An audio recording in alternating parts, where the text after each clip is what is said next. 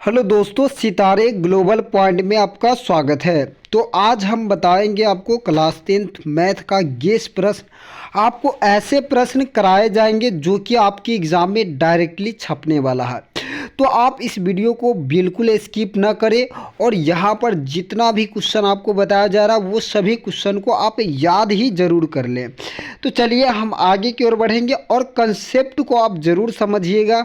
अगर आप कंसेप्ट को समझ लेते हैं तो एग्ज़ाम में बहुत ही अच्छे कर पाइएगा। तो चलिए यहाँ से हम एक एक क्वेश्चन को देखते चलते हैं। यहाँ पर देखिएगा, सबसे पहला जो क्वेश्चन है कि सबसे छोटी भाज्य संख्या क्या है। तो आपसे जब भी पूछा जाएगा कि सबसे छोटी भाज्य संख्या क्या है तो आपको याद रख लेना है कि सबसे छोटी जो भाज्य संख्या है वो आपका 4 होता है। वहीं बात करें कि सबसे छोटी अभाज्य संख्या क्या है तो आपको याद रखना है कि सबसे छोटी अभाज्य संख्या जो है आपका वो आपका 2 है। यहीं पर बात करें सबसे छोटी सम संख्या आपका क्या होगा, तो सबसे छोटी सम संख्या भी आपका क्या होगा, तो 2 हो जाएगा, वह हाँ 2 होगा।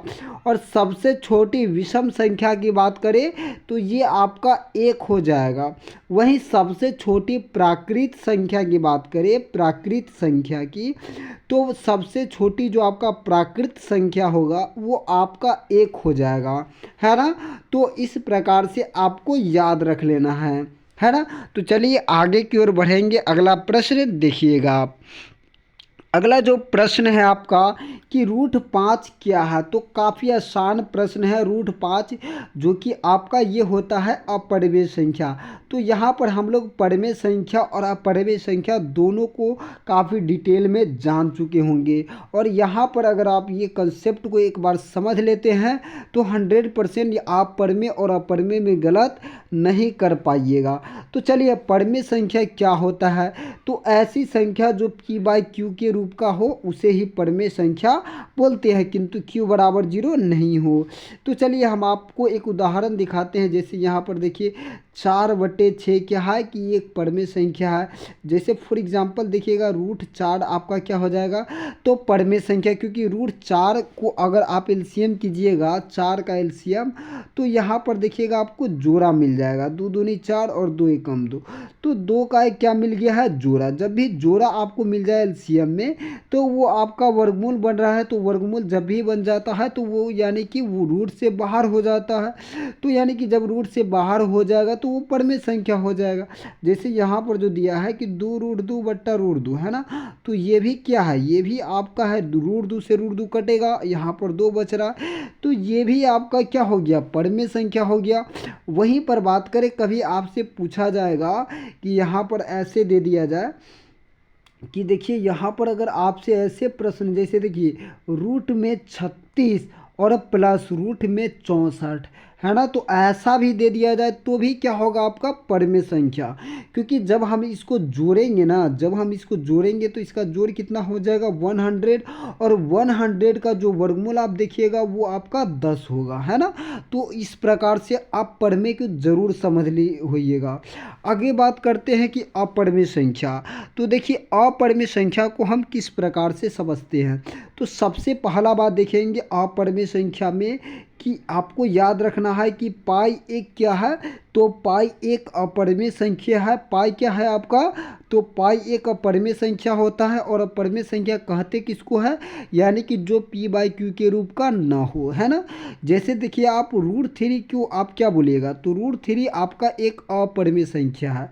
वहीं पर आपसे बात कर ले कि 2√2 भी क्या है, तो ये भी आपका अपरिमेय संख्या है। देखिए 2 तो बाहर है लेकिन √2 अंदर है, और √2 देखिएगा रूट में है और √2 का वर्गमूल नहीं होगा, है ना।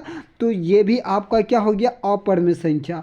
√8 की बात करें तो ये भी आपका 2√2 इसका आएगा आंसर। यानी कि जब एलसीएम करेंगे तो यहाँ पर अगर आप देखिएगा तो 2 का जोड़ा मिल जाएगा लेकिन 1 2 का नहीं मिलेगा, तो 2√2 आएगा।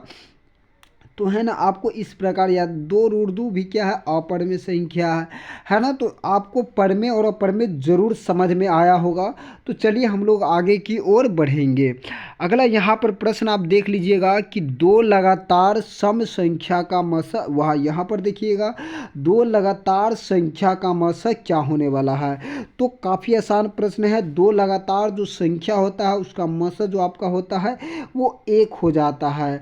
यही बात करें दो लगातार सम संख्या का मसा जो है आपका क्या होने वाला है, तो दो होने वाला है ना।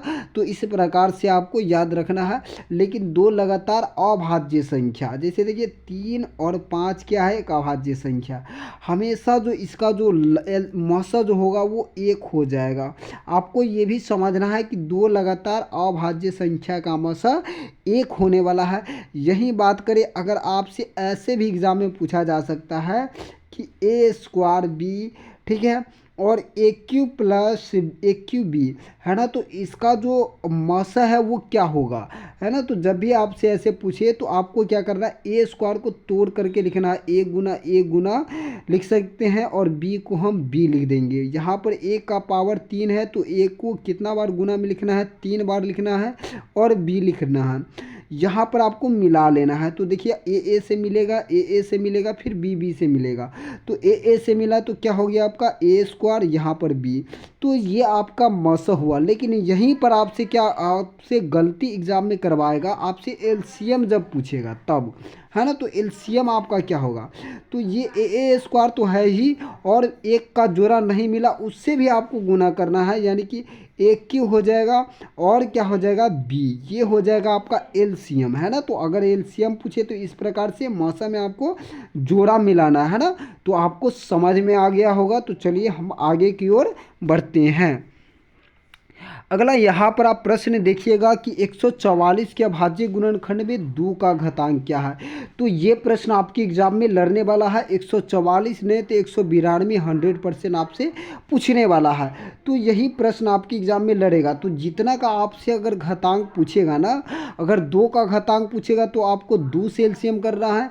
अगर आपसे 3 का घातांक पूछ देता है तो कितना से एलसीएम करना होगा, आपको 3 से एलसीएम करना है ना। तो देखिए अगर हम 144 का जो एलसीएम हम करेंगे 144 का, तो देखेंगे कि 2 कितना बार आया है। तो 2 से देखिए 2 सत्ते 14 और 2 दूनी 4 यानी कि 72 आया।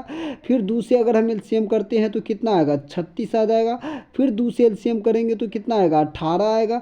फिर 2 से कितना आ जाएगा, 9 आ जाएगा।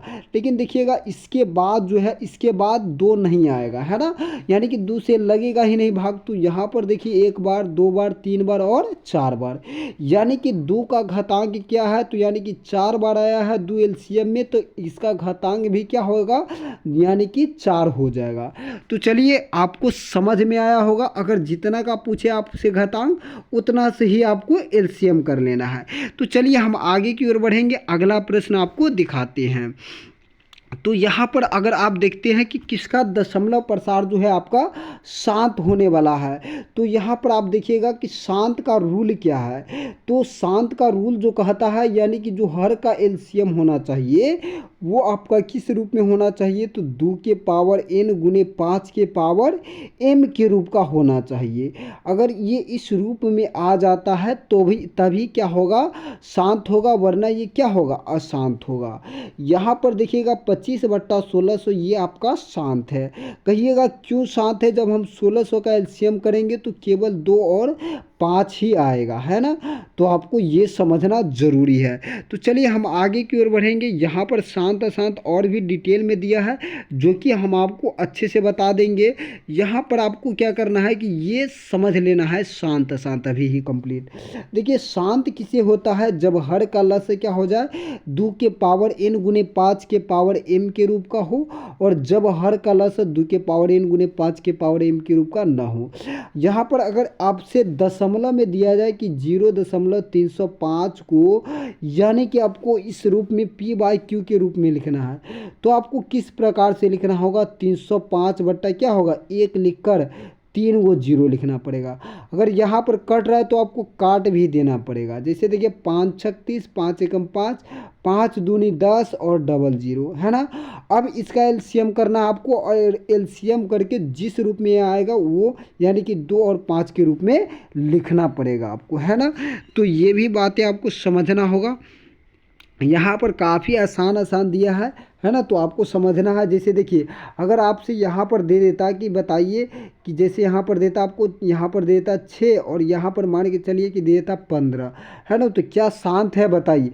तो आपको 15 का एलसीएम करना है। यहाँ पर देखिएगा 3 पचे 15 और यहाँ पर देखिएगा तो 5 एकम 5, कहिएगा ये क्या है, यहाँ पर कट भी रहा है तो 3 दूना 6, 3 पाँचे 15, ये भी देखिए तो ये क्या है, यहाँ पर ये कहीं ना कहीं तो ये शांत है ना। तो आपको समझना होगा इस प्रकार से भी, क्योंकि कटेगा तो काटना भी पड़ेगा, उस प्रकार से आप देखिएगा, है ना।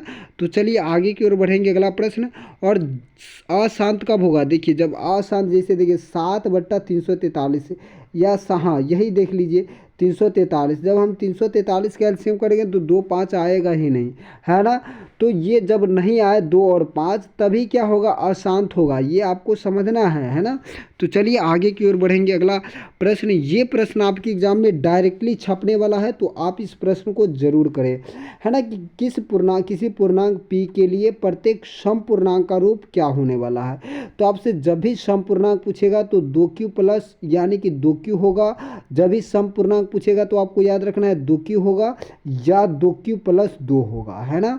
तो यही आपका रहेगा सम पूर्णांक 2q प्लस 2, क्योंकि सम पूर्णांक कहने का मतलब जब होगा जब हम उसका मान रखेंगे q का, है ना, कुछ भी मान लेंगे तो वो आपका सम संख्या आना चाहिए।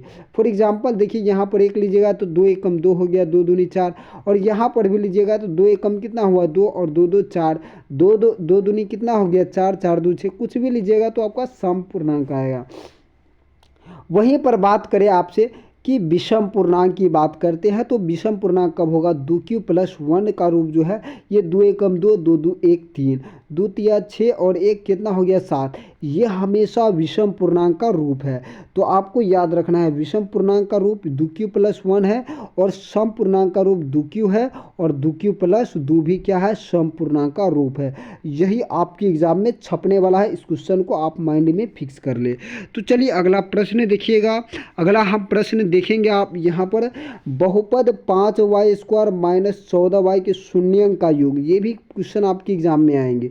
जब शून्य का योग पूछेगा अर्थात अल्फा जोड़ बीटा, तो अल्फा जोड़ बीटा बराबर जो होता है आपका फॉर्मूला वो होता है आपका -b/a, है ना। तो यहाँ पर देख लीजिए a हो गया, ये b हो गया, है ना। तो यानी कि ये जो b है तो b दिया कितना है, तो -14 दिया है, तो -14 हम यहाँ पर लिख लेंगे। और यहाँ पर बात करें कि a कितना है, तो a आपका दिया है 5, तो माइनस माइनस क्या हो गया, तो माइनस माइनस आप कहिएगा +14 हो गया और बट्टा में 5, तो ये आपका आंसर होने वाला है ना। तो इस प्रकार से आप जरूर निकालिएगा। द्विघात बहुपद को सूत्र भी आप याद रखिएगा। अगला प्रश्न आप देख लीजिए कि एक अशून्य परमेय संख्या और परमेय संख्या का गुणनफल क्या होगा। परमेय और अपरमेय का गुना जो है हमेशा आपका क्या होता है, तो हमेशा आपका अपरमेय संख्या होता है। ऑप्शन नंबर बी इसका क्या होगा, राइट आंसर हो जाएगा।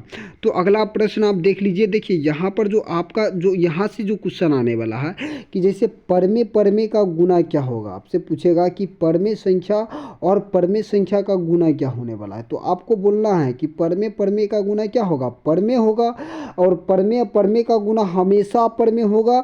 लेकिन आपको याद रखना है अपरमेय अपरमेय का गुना क्या होने वाला है, अपरमेय अपरमेय का जो गुना होगा वो आपका परमेय भी होगा अपरमेय भी होगा।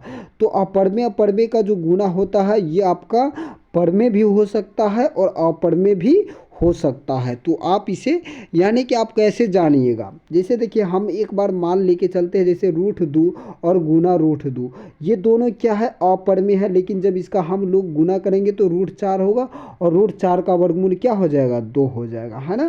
तो यानी कि अपरमेय अपरमेय का गुना परमेय भी होता है और अपरमेय भी होता है। जैसे √2 गुना √3 ले लीजिए तो क्या होगा, √6 2 तिया 6, है ना। तो लेकिन देखिए ये भी अपरमेय ये भी अपरमेय है, लेकिन अपरमेय संख्या गुना भी क्या आ गया, अपर में, क्योंकि इसका वर्गमूल होगा नहीं।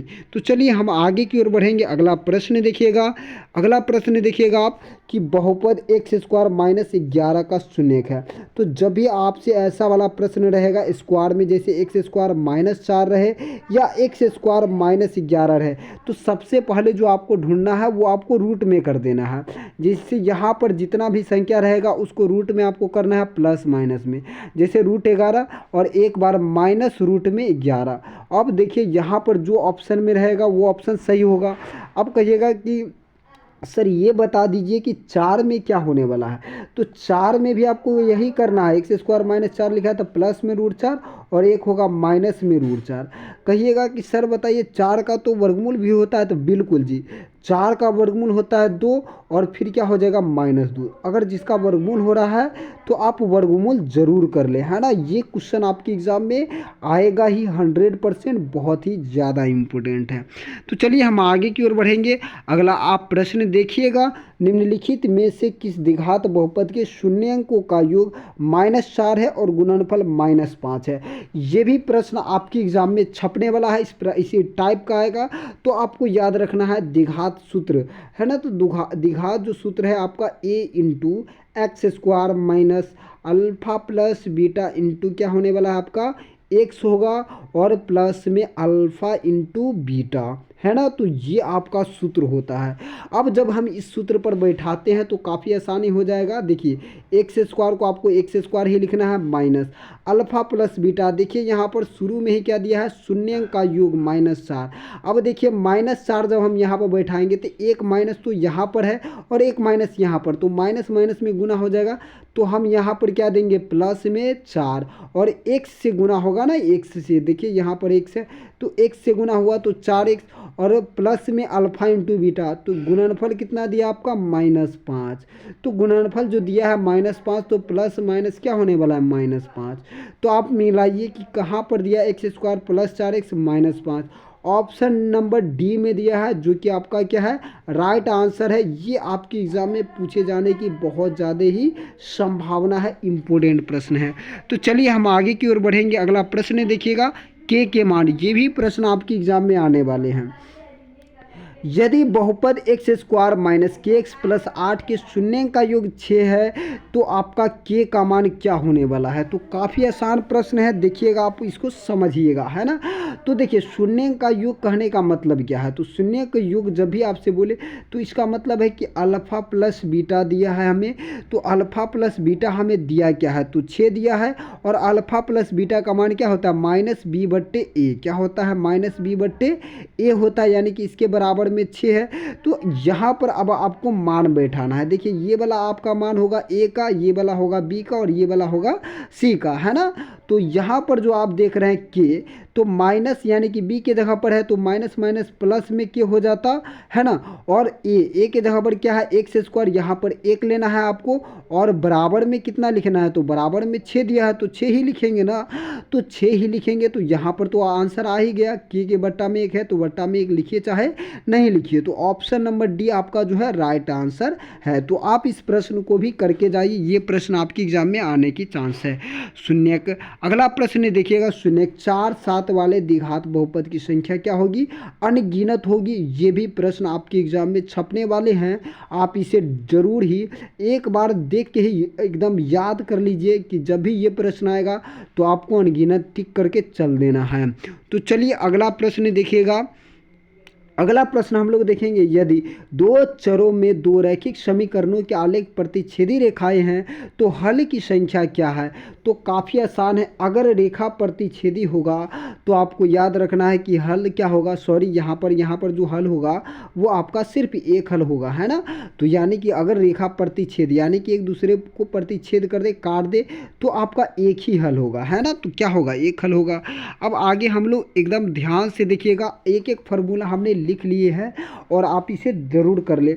जब a1/a2 बराबर b1/b2 बराबर c1/c2 यानी कि सभी बराबर रहे तो आपका जो होने वाला है ये आपका संपाती होगा और इसका हल अनगिनत होगा और ये क्या होगा, संगत होगा। आप इसे जरूर याद रखिए। A1/A2 बराबर नहीं B1, यानी कि कोई बराबर न रहे, तो आपका केवल एक हल होने वाला है। कितना हल? एक हल। और ये क्या होगा? तो आपका यही प्रतिच्छेदी होता है, यानी कि जब भी प्रतिच्छेदी होगा तो केवल एक हल होगा, और ये भी क्या होगा? आपका संगत होने वाला है। और यहाँ पर बात कर ले तो यहाँ पर जब एक बराबर न रहे तो कोई हल ना, और असंगत होगा। और इसी प्रकार और समांतर रेखा होगा, है ना। तो इस प्रकार आपको याद रखना है। तो चलिए हम लोग आगे की ओर बढ़ेंगे। अगला प्रश्न देखिएगा, ये भी प्रश्न बहुत ही ज़्यादा इम्पोर्टेंट है। यदि समांतर श्रेणी का सारवंतर -2 है ना, तथा एनवा पद A17 - A13 है ना, तो यहाँ पर अगर आप देखिएगा तो A17 और A-13 जब भी आपसे पूछे तो आपको फार्मूला लगाइएगा, है ना। तो आप फार्मूला क्या लगाते हैं बताइए? A प्लस क्या लगाइएगा? 16D, फिर क्या कीजिएगा? माइनस A प्लस क्या लिखिएगा? 12D, है ना। तो यहाँ पर देखिए ए क्या होगा? कट ही जाएगा, और 16 में से 12 घट जाएगा। तो आपको ऐसे नहीं करना है, आपको डायरेक्ट क्या करना है? इससे एक कम होगा D, है ना, इससे एक कम होगा D 16D, है ना, और इससे कम एक होगा D यानी कि 12D। आपको डायरेक्ट घटाना है तो आपको कितना आएगा? 4D, यानी कि D कितना आ गया? 4D। इसी का मान यानी कि दिया है हमें सारवंतर, कितना दिया है? -2, है ना। तो यहाँ से हम लोग क्या निकाल लेंगे? यहाँ से देखिए, यहाँ से हम लोग क्या निकालेंगे? D का मान, है ना। तो D का मान क्या हो जाएगा आपका?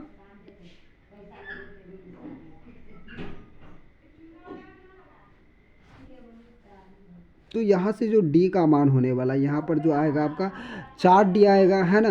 तो यहाँ पर देखिए, यहाँ पर जो दिया है 16D, हाँ, और D का मान तो दिया ही है ना, तो हमें उतना क्यों करना? -2 दिया है, तो 4 गुने डायरेक्ट हम क्या लिखेंगे? -2। तो 4 दूनी कितना हो गया आपका? -8। और जब -8 निकाल लिए तो आपका क्या बोल रहा है निकालने के लिए? कि एनवा पद ज्ञात कीजिए, है ना। तो एनवा पद यानी कि आपको निकालना क्या है? तो यहाँ पर अगर आप देखिएगा -8, यही तो निकालना था, -8 हो जाएगा इसका आंसर। चलिए आगे की ओर बढ़ेंगे। अगला प्रश्न देख लीजिएगा, यदि समीकरण bx² + x का बराबर 0 को मूल समान हो तो c बराबर क्या होगा? ये भी प्रश्न बहुत ही ज़्यादा इम्पोर्टेंट है। जब भी आप ऐसा देखिए, पहले तो यहाँ पर देखिए इस प्रश्न को क्या किया गया है? उल्टा किया गया है ना। तो मूल समान होने का सूत्र जो होता है आपका, ये b² - 4ac = 0 ये होता है। लेकिन यहाँ पर उल्टा कर दिया तो कोई दिक्कत नहीं है। b के जगह पर क्या दिया है? देखिए b के जगह पर यहाँ पर देखिए आप a दिया है, तो a² होगा -4 गुने a के जगह पर क्या दिया है? b गुने c हो जाएगा, है ना, बराबर में 0। आपको क्या बोला है? c का मान निकालने के लिए, तो बाकी को उधर भेजिए। तो c बराबर क्या होगा? माइनस में a² हो जाएगा, और देखिए 4b इधर आएगा, गुना में है तो किस में जाएगा? भाग में जाएगा, यानी कि 4b, है ना। माइनस माइनस माइनस कट जाएगा, तो a² बट्टा में क्या हो जाएगा? 4b, है ना। तो जॉन में ऑप्शन नंबर बी में दिया है, जो कि आपका राइट आंसर हो जाएगा। अगला प्रश्न देखिएगा आप, कि समांतर श्रेणी 5, 8, 11 का 12वां पद। जब भी आपसे 12वां पद पूछे तो आपका डायरेक्ट आंसर जो होना चाहिए 5, 3, 8, यानी कि 3 3 बढ़ा है, तो a जोड़े 11D। क्या फार्मूला है? a जोड़ a का मान कितना है? 5 प्लस में 11D, तो 11 गुने D हमने निकाला कि 3 3 बढ़ रहा है, तो 11 तिया 33, और 5 क्या हो गया? 38। तो बी इसका राइट आंसर होने वाला। ऐसा प्रश्न आपके एग्जाम में एक मिलेगा ही मिलेगा। ये भी प्रश्न आपका भी आया है ना। तो चलिए आगे की ओर बढ़ेंगे। अगला प्रश्न आप देखिएगा, कि y अक्ष का समीकरण है। तो y अक्ष का अगर समीकरण आपसे पूछ दे तो x बराबर 0, और x अक्ष का समीकरण जब आपसे पूछेगा तो y बराबर 0। हमने आपको क्या बताया कि y अक्ष का समीकरण पूछेगा तो x बराबर 0, और x अक्ष का समीकरण पूछेगा तो आपका y बराबर 0। यहाँ पर इसकी बात करें तो ये भी आपको याद रखना है, निर्देशांक ज्यामिति का ही है। तो देखिए यहाँ पर आपको दिया है प्लस प्लस, जो होगा आपका प्लस प्लस आएगा आपका प्रथम पद में। किस में आएगा? प्लस प्लस प्रथम पद में। वही माइनस प्लस की बात करिए द्वितीय पद में, और माइनस माइनस आएगा तृतीय पद में, और प्लस माइनस आएगा आपका चतुर्थ पद में। तो ये आपको जरूर याद रखना है। एक्स अक्ष को क्या कहा जाता है? तो भुज कहा जाता है। वाई अक्ष को क्या बोलते हैं? तो कोटि। और मूल बिंदु का जो निर्देशांक होता है वो आपका 0 0 होता है। एक्स अक्ष का और वाई अक्ष के कटान बिंदु को ही क्या बोलते हैं? तो मूल बिंदु कहते हैं। आप इस सभी को एकदम याद कर ले, क्योंकि यही एग्जाम में आने वाला है। अगला प्रश्न देखिए, निम्नलिखित में कौन समांतर श्रेणी में नहीं है। ये भी एक प्रश्न आएगा। देखिए तो आपको ऐसे प्रश्न में क्या करना है, ऐसे प्रश्न में आपको छांट कर चलना होगा। तो यहाँ पर हम छांटते हैं। चलिए सबसे पहला अगर हम छांटेंगे तो सबसे पहले हमारा हमको लग रहा है कि ये जो है ना, जैसे देखिए रूट 2 है ना, रूट 2 दिया है, फिर रूट 8, तो इसका भी यानी कि 2 रूट 2 होगा जब इसको तोड़ेंगे तो। और इसका देखिएगा तो यानी कि 18 का 3 तिया 9, 9 दूना 18, तो 3 रूट 2 हो गया है ना, 4 चौका 16, यानी कि ये एक एक रूट 2 बढ़ रहा है, यानी कि 2 रूट 2 हो गया, फिर एक रूट 2 बढ़ेगा, 3 रूट 2, तो ये तो समांतर श्रेणी में है, तो है ना, तो ये ऑप्शन क्या हो गया गलत। 0.3, 0.03, 3 3 ऐसे बढ़ रहा है, ये समांतर श्रेणी में नहीं है।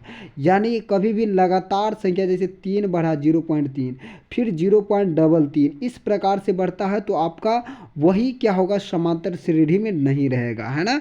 तो आपको याद रखना। अगला प्रश्न आप देखिएगा, अगला यहाँ पर प्रश्न आ जाता है कि एक्स अक्ष से बिंदु 3 6 की दूरी। ये भी प्रश्न काफ़ी ज़्यादा इंपॉर्टेंट है। तो 3 6 की दूरी हमसे पूछ लिया है, तो 3 का स्क्वायर करेंगे प्लस में 6 का स्क्वायर करेंगे, तो 3 का स्क्वायर जो आपका होने वाला है वो 9 होने वाला है, और 6 का स्क्वायर 36, और 36 9 कितना होता है, तो 45 होता है। और यहाँ पर जब हम 9 5 6 45 यानी 3, 9 का वर्गमूल 3 हो गया, और यहाँ पर रूट 5, तो ऑप्शन नंबर डी इसका राइट आंसर हो जाएगा, है ना। अगला देखिएगा, आपको सूत्र कुछ याद रखना है। मूल बिंदु से दूरी, ये आपको एग्जाम में पूछा जाएगा। Root under x square plus y square, याद रखिए कि मूल बिंदु से दूरी आपका क्या है, root under x square plus y square. बीच की दूरी की बात करेंगे तो आपका जो है x2 माइनस x1 के होल स्क्वायर प्लस में y2 माइनस y1 का होल स्क्वायर, यही आपका बीच की दूरी होता है। ये सूत्र भी आप याद रख लेना है यहाँ पर। तो चलिए अगला क्वेश्चन देखिएगा, बिंदु 4.6 और 6.5 जो है, यहाँ पर 4 पॉइंट, ये सब तो देखना ही नहीं है आपको, सिर्फ यह देखना है कि ये प्लस में है और ये क्या में है, तो है ना, तो ये भी प्लस में, ये भी प्लस में, तो प्लस प्लस किस पाद में आएगा, तो आपका प्रथम पाद में आ जाता है। ऑप्शन नंबर इसका ए इज द राइट आंसर होगा। अगला प्रश्न हम लोग देखेंगे। अगला प्रश्न आप देखिएगा कि बिंदुओं A3 माइनस 4 1 2 को मिलाने वाली रेखाखंड के मध्य बिंदु के नियामक क्या होने वाला है। तो ये भी प्रश्न आपको याद रखना है। तो मध्य बिंदु का जो नियामक का सूत्र है x1 जोड़ x2 बट्टा में 2 और y1 जोड़ y2 बट्टा में 2 होता है।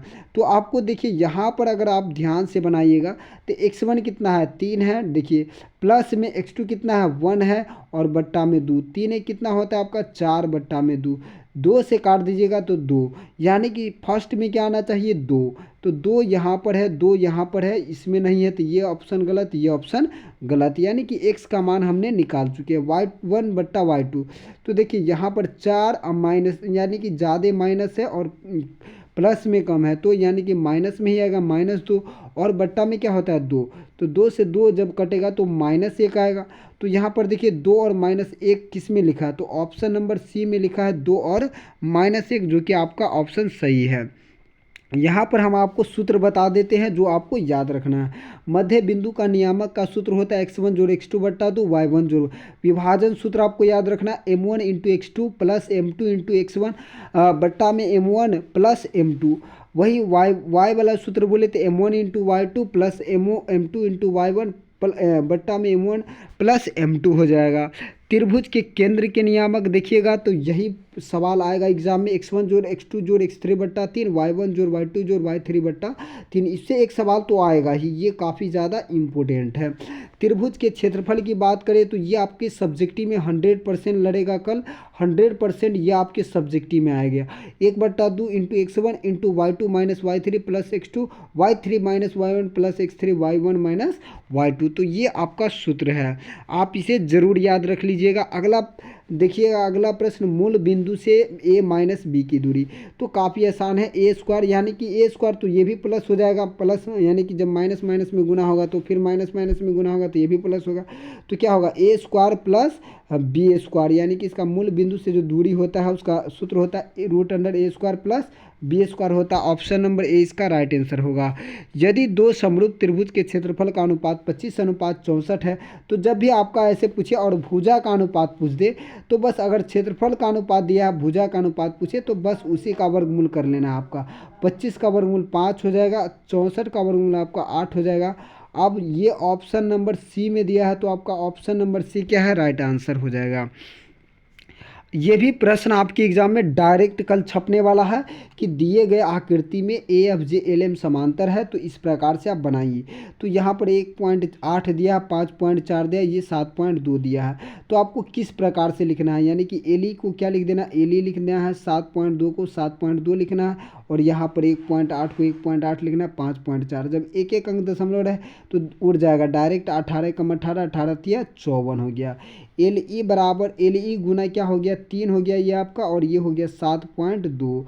जब ये 3 भाग में आएगा, एल ई बराबर निकालेंगे तो 7.2 और बट्टा में 3 आएगा, 3 से कट जाएगा, 3 दूनी 6 और 1 इस पर बचेगा, 3 चौके 12 और दशमलव बीच में है तो दशमलव 2.4 इसका राइट आंसर हो जाएगा।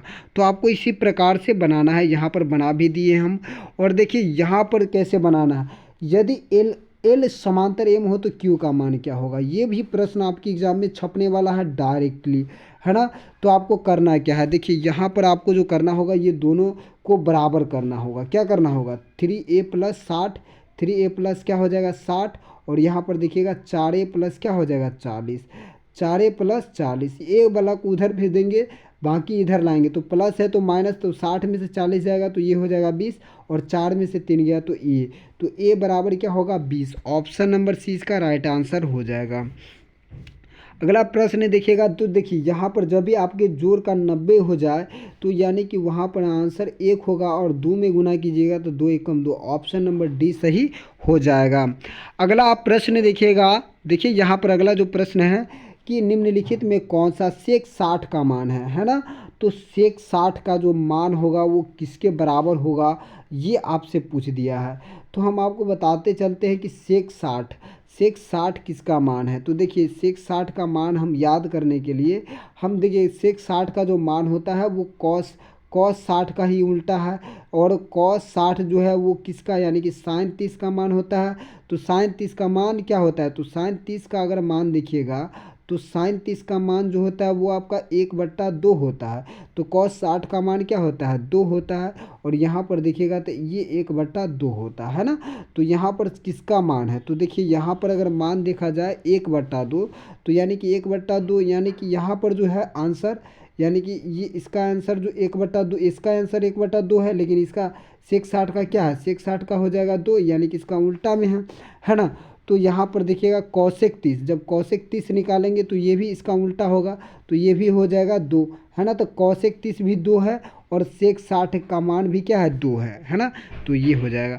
आपको साइन का मान याद रख लीजिएगा, इस प्रकार से आप याद रखिएगा। अगला प्रश्न देखिएगा कि कौशिक थीटा b/a है, तो सेक थीटा का मान क्या होने वाला है। तो आपको यहाँ से क्या निकालना पड़ेगा, कौशिक थीटा दिया है तो कौशिक का मान क्या होता है, देखिए यानी कि साइन का मान जो होता है वो p/h, लेकिन कौशिक का मान होता है h/p, इसका उल्टा होता है। तो आपको निकालना पड़ेगा b, तो b निकाल लीजिएगा आप आसानी से।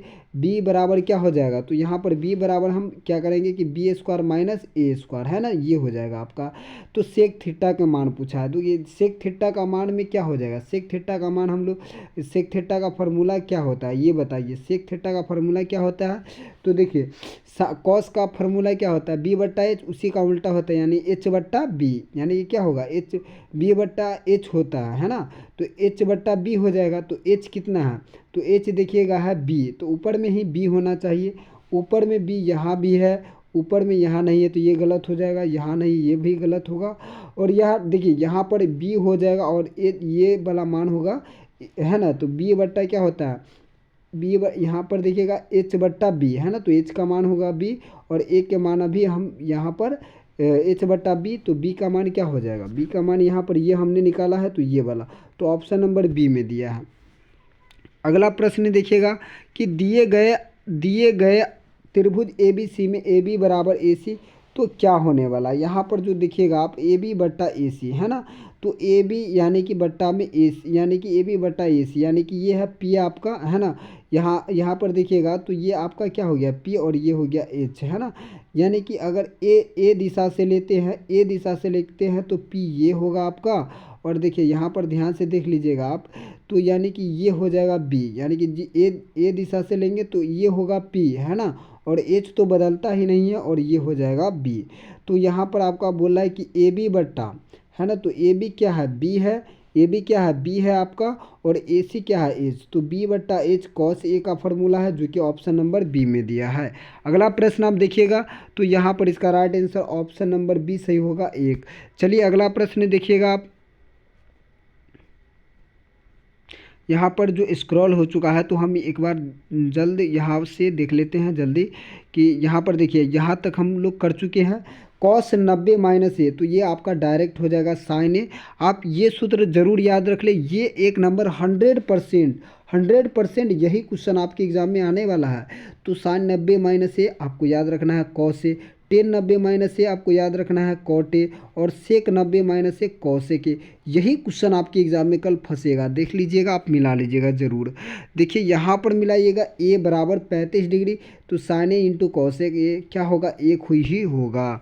अगला प्रश्न देखिएगा, क्योंकि यहाँ पर देखिए 35 कॉमन हो जाएगा, है ना। तो यहाँ पर अगला प्रश्न देख लेते हैं कि 3 थीटा बराबर 90 डिग्री। तो यहाँ पर देखिए थीटा का मान निकल जाएगा 90 बट्टा क्या हो जाएगा 3, 3 से कट जाएगा 30 बार में, तो कॉस 30 का मान क्या होता है साइन 60 के बराबर, और साइन 60 का मान होता है √3/2, जो कि ऑप्शन नंबर ए इसका राइट आंसर है।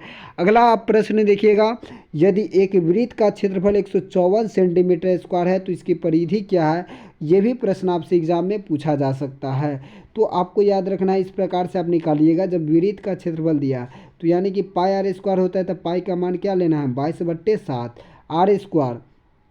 आर तो दिया ही नहीं है, तो आर स्क्वायर हो गया डायरेक्ट 154 का क्या लिखेंगे 154। आपको काट देना है 11 से, 11 दूनी 22, 11 एकम 11, 11 चौक 44, 2 से काटिएगा तो 2 सत्ते 54। आर स्क्वायर बराबर क्या हो गया, तो 7 गुना 7, 7 गुना 7, है ना। यहाँ पर आपसे क्या बोल रहा है कि परिधि निकालने के लिए, तो यहाँ से हम लोग आर का मान निकाल चुके हैं कि आर स्क्वायर जब हटाएंगे तो ये रूट में हो जाएगा, तो रूट में होगा तो जो रहा ये है, तो आर बराबर कितना आ गया 7। तो अब क्या बोल रहा, अब बोला हमें परिधि निकालने के लिए, तो परिधि आर का मान हम लोग निकाल चुके हैं कि 7 है, तो परिधि बराबर 2 पाई आर, तो 2 गुने पाई के मान 22/7 और गुने आर के मान भी 7, तो 7 से 7 कटेगा और 22 दूरी 44, ऑप्शन नंबर सी सही हो जाएगा। अगला प्रश्न आप देखिएगा,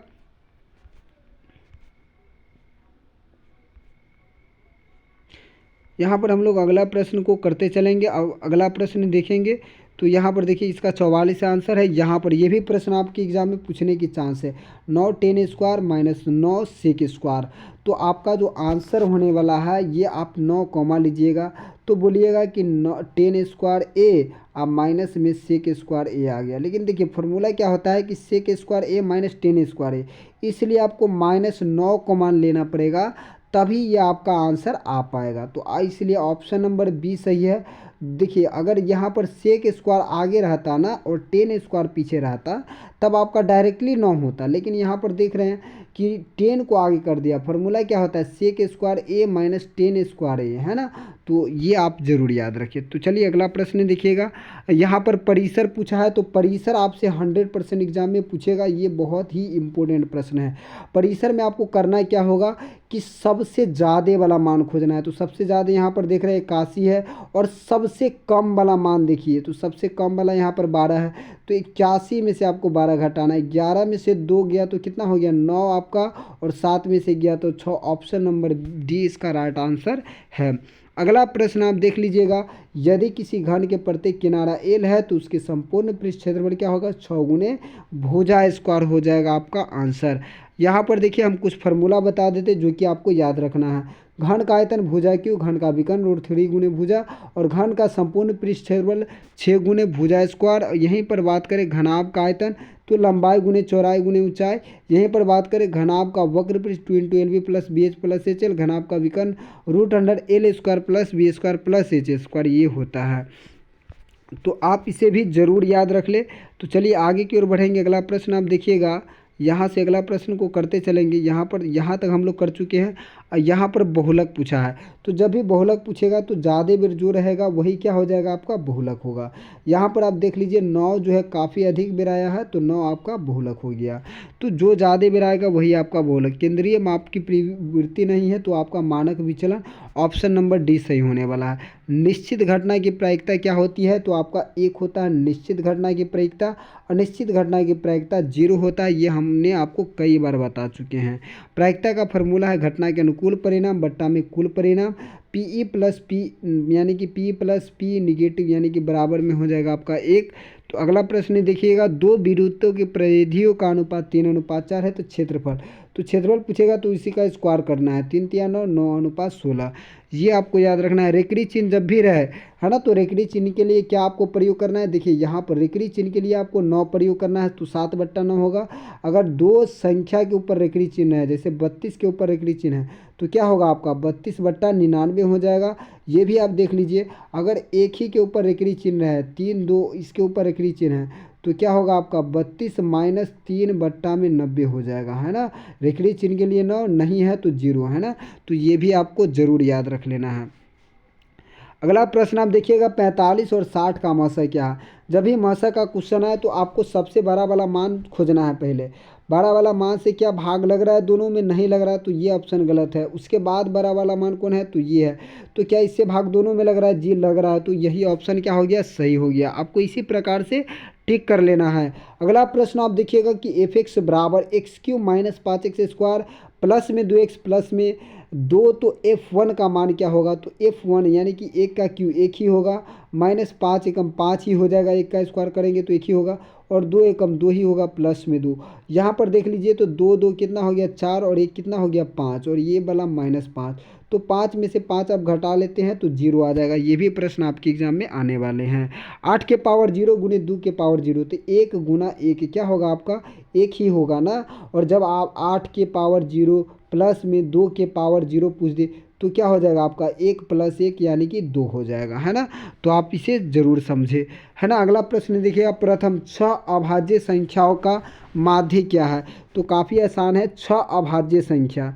तो यहाँ पर माध्यक पूछा है, तो आपको देखिए क्या करना है। अभाज्य संख्या सबसे पहले लिख लेना है, 2 होगा, इसके बाद 3 हो जाएगा, इसके बाद आपका 5 होगा, इसके बाद आपका 7 होगा, इसके बाद 11 होगा, और इसके बाद क्या होगा तो 13 होगा। क्या 6 हो गया, 1 2 3 4 5 6, है ना। तो 6 हो चुका है। तो जब भी माध्यक पूछे 6, तो यानी कि सम संख्या है, तो 7 5 कितना हुआ 12, और बट्टा में 2 दे देना है, 2 6 12, 2 बीच वाला को जोड़ लेना है और भाग दे देना है 2 से। तो आपका right answer option number C में दिया है। अगला प्रश्न आप देख लीजिएगा कि द्विघात समीकरण इतना का विविक्तर क्या होगा। तो जब भी विविक्तर पूछता है आपसे, तो इसका सूत्र होता है विविक्तर का b² माइनस में 4ac, ये हो जाता है। तो b² कितना दिया है, यहाँ पर देखिए b² यानी कि -15 दिया है, तो 15 का स्क्वायर करेंगे तो माइनस माइनस प्लस ही होगा, 225 हो जाएगा। प्लस में यानी कि माइनस में 4ac, यहाँ पर देखिए माइनस दिया है, 4 गुने यानी कि ए के जगह पर 1 है और सी के जगह पर क्या है 50 है, यानी कि 200 घट जाएगा। तो 200 में 25 घटाते हैं तो आपका 25 आंसर आ जाएगा। अगला प्रश्न देखिएगा, एक घड़ी के मिनट वाली सुई द्वारा 60 मिनट में बनाया गया कोण क्या होता है। तो 60 मिनट में घड़ी का सुई जो है वो 360 डिग्री का है कोण बना देता है। कितना डिग्री का, एक घड़ी में मिनट वाली सुई द्वारा 60 मिनट में बनाया गया कोण क्या होगा। मिनट का सुई अगर 60 मिनट चलता है तो वो 360 डिग्री बनाएगा। तो 1 मिनट में कितना डिग्री बनाएगा, आपको याद रखना है 6 डिग्री का कोण बनाएगा। आपसे एग्जाम में पूछा जाएगा कि 5 मिनट में जो है ये कितना डिग्री का कोण बनाएगा, है ना। तो आप ज़रूर याद रख लीजिएगा। अगला प्रश्न देख लीजिए, 2 न्याय संगत सिक्कों को उछाला जाता है तो 2 शीर्ष आने की प्रायिकता जो है आपका क्या है। जब 2 सिक्कों को उछालते हैं तो 4 परिणाम आते हैं, तो 2 चित आ जाए तो ये 1/4 हो जाएगा। अगला प्रश्न देखिए, समबाहु त्रिभुज का क्षेत्रफल, ये आपके एग्जाम में 100% लड़ जाएगा। तो √3/4 गुने भुजा स्क्वायर, है ना। तो ऑप्शन नंबर बी में दिया है, बी आपको याद रखना है। अगला जो कुछ फार्मूला है यहाँ पर, बहुलक बराबर क्या होता है, 3 माध्यक माइनस 2 माध्य माध्य बराबर क्या है, सभी प्रेक्षणों का योग, प्रेक्षणों की संख्या। माध्य बराबर क्या है, सिग्मा एक्स बटा सिग्मा एफ। सम रहने पर क्या है, तो देखिए माध्य का फॉर्मूला एन बट्टा टू प्लस वन में चरमान, एन बट्टा टू प्लस एन बट्टा टू में चरमान, प्लस में एन बट्टा टू प्लस वन में चरमान होता है। विषम रहने पर एन प्लस वन बट्टा टू में चरमान। तो ये आपका गेस क्वेश्चन है। अगर ये आप वीडियो अच्छे से देख लेते हैं तो कल के एग्ज़ाम में आपका जो है 100% है कि आप आराम से 40 से 50 क्वेश्चन को एकदम अच्छे से कर पाइएगा। तो आप अपने दोस्तों में इस वीडियो को अधिक से अधिक शेयर कीजिए ताकि उन्हें भी बहुत अधिक जो है काफ़ी ज़्यादा फ़ायदा हो। और आप इस वीडियो को अधिक शेयर करें, प्यार दुलार दें और कमेंट एक बार ज़रूर करें अच्छा लगे तो मिलते हैं आपसे नेक्स्ट वीडियो।